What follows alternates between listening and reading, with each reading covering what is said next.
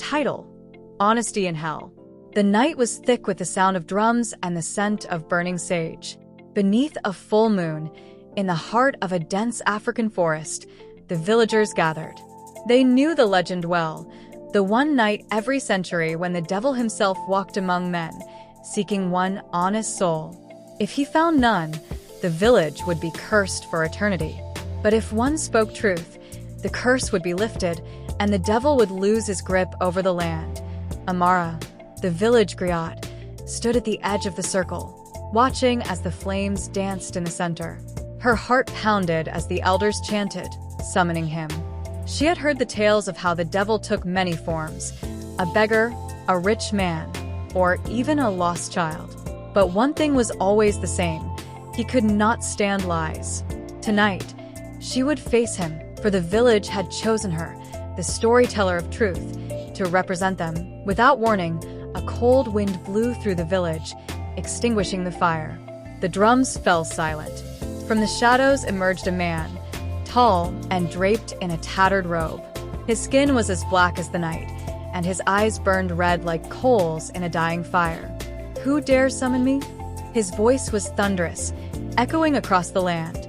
Amara stepped forward, her knees weak, but her gaze steady. "Ida." "I am Amara, keeper of stories, teller of truths." The devil smirked, his sharp teeth glinting in the moonlight. "Truth, you say? In a land where lies weave through every soul." He circled her slowly, his presence like a suffocating heat. "Tell me one truth, griot, and your people may yet see another dawn." Amara's mind raced. She knew the devil would twist any answer. Yet, she had no choice but to answer. "The truth is, we all fear you, but it is not the fear of death or punishment." The devil paused, his eyes narrowing. "Fear of losing oneself to lies? You speak of survival, yet you live. What lies could endanger you? The lies we tell to hide our shame, our guilt, our desires," Amara said firmly. "We fear what we truly are." The devil's grin widened. "So, you admit it.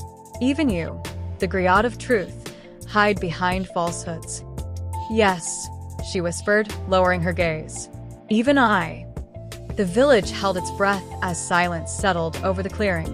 The devil leaned in close, his voice soft, almost tender. Finally, a human brave enough to speak the truth. He straightened, and in a voice like crackling fire, he declared, "Tonight, your people are spared."